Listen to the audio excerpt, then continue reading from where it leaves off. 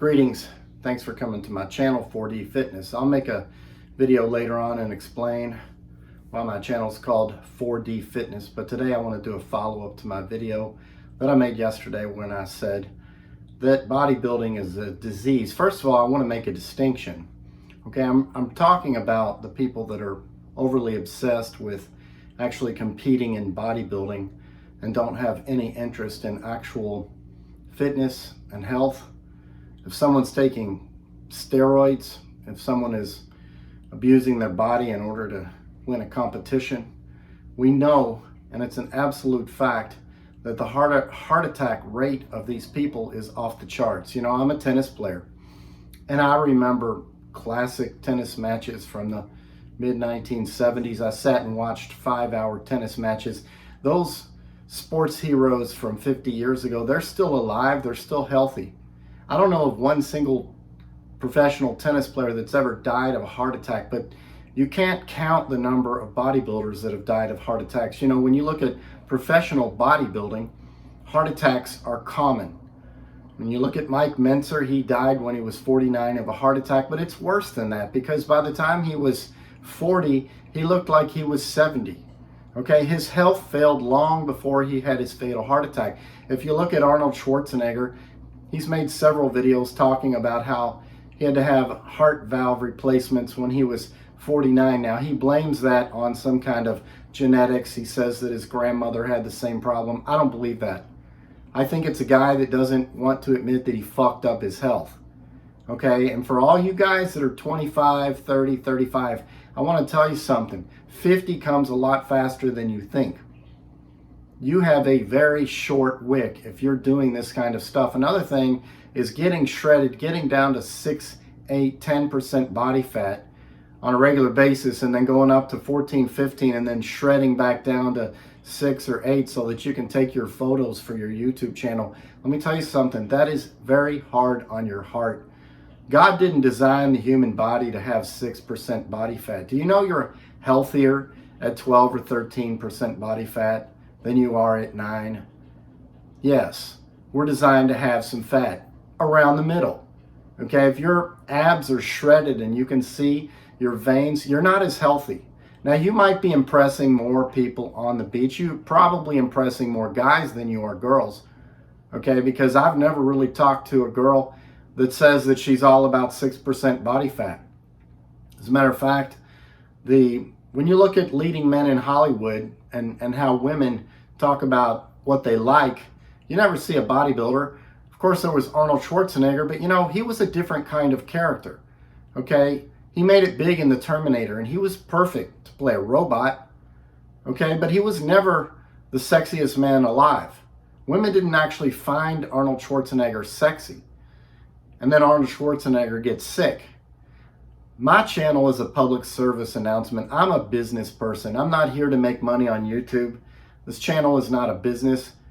I'm a 60-year-old man trying to warn people not to make themselves sick. I'm talking about going the long game. Okay, I'm talking about health and fitness. You know, I saw a guy online, very strong guy, and he had won an athletic competition. And I say, you know, if you can do that, then you are doing something right. Okay, because a guy that gets totally jacked and then goes out and wins an athletic competition, hey, that's what I'm talking about. Get jacked, but win the athletic competition. Okay, if you're gonna spend all this time in the gym, why don't you go out and do an Ironman? Okay, do a triathlon, do a biathlon. See if you can do that. Can you win a race in swimming? Can you swim a mile at a good pace? Can you ride 100 miles on a bicycle? Can you trail bike for 3 hours? Can you do these things? If you can't do these things, then your time in the gym is a waste. You're wasting your time in the gym. And I'll tell you one more thing, this whole thing about that you only have to work out an hour every 10 days, this bullshit that comes from Mike Mentzer, who died of a heart attack, that is not playing out in reality. That is not supported by science. Let me give you some more information. You know, tennis players, most of you guys don't follow this kind of stuff because you're not interested in athletics. But let me explain something. There's 4 Grand Slam tournaments a year. and the men have to play 5-set matches. And if it's a close match, it'll run 5.5 hours. The tournament goes on for 2 weeks, okay?